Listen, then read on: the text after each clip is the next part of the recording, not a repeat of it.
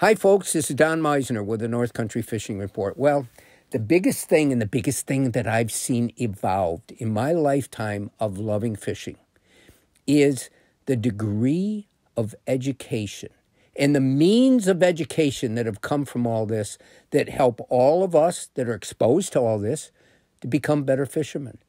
And I think back, and again, I know I go on about this and I tell you about when I was a kid and how different it all was.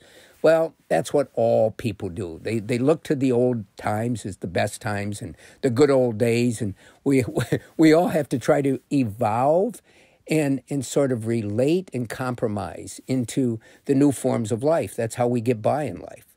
But anyway, in thinking back, when we go fishing, we really had nothing to go on other than there was a lot of water out there. And so let's start casting, or let's put bait out with a bobber, and let's try to get a fish, find the fish, whatever. There really was nothing else. And there was no real means of education other than articles in some of the magazines that were famous at the time. Sports Afield, Field and Stream, Outdoor Life, and they would have stories and articles. Well, then along the way, this old guy that was I think a college professor down south in one of the southern states, his name was Buck Perry, and he became known as the father of modern fishing. And Buck came up with this concept that fish related to structural changes under the water. Before he started doing this, nobody had ever heard of such a thing, and this message was still passed on through magazines. And he said that any change in structure, whether it was a change in the bottom, different rocks, whether it was a stump that might be down there, whether it was a shoal that emerged, any of these changes would draw fish. And this is where we need to start fishing. So again, this was a huge change.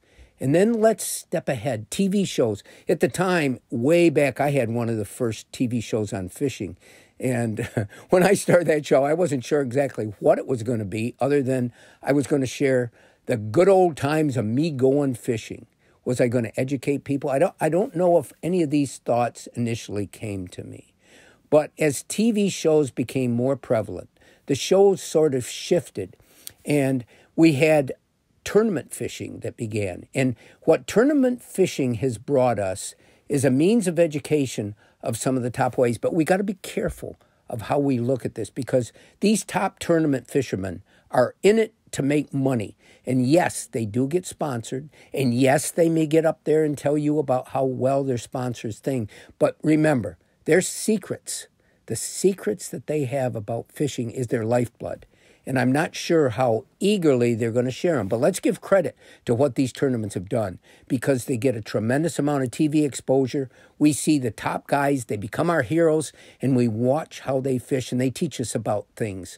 And so that's another progression that has taken place.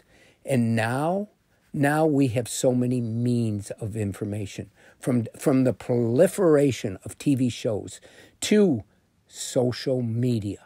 And now so much is coming from social media, because anybody can get on there and attempt to be the hero, the person that has all the knowledge. But still, a tremendous amount of knowledge is being passed. So every day, we have more information coming to us that can help us be a better fisherman. And I think that it's important to take advantage of this. If social media is your thing, then you should really discover and experiment and explore all the different means of information that's out there, because it's extraordinary. There's TV shows galore now, and a lot of us, if we have cable TV, we've got an option of 400 stations, and we certainly can find some fishing shows, and they'll teach us stuff. So, I really believe that change can be good, and that if we don't open ourselves up to change, then we can limit the type of knowledge and the type of skill that we have. So, rah-rah for education. And I got to tell you, fishermen have so much in their arsenal today that these poor fish almost don't have a chance. Until next time, folks, this is Don Meissner with the North Country Fishing Report.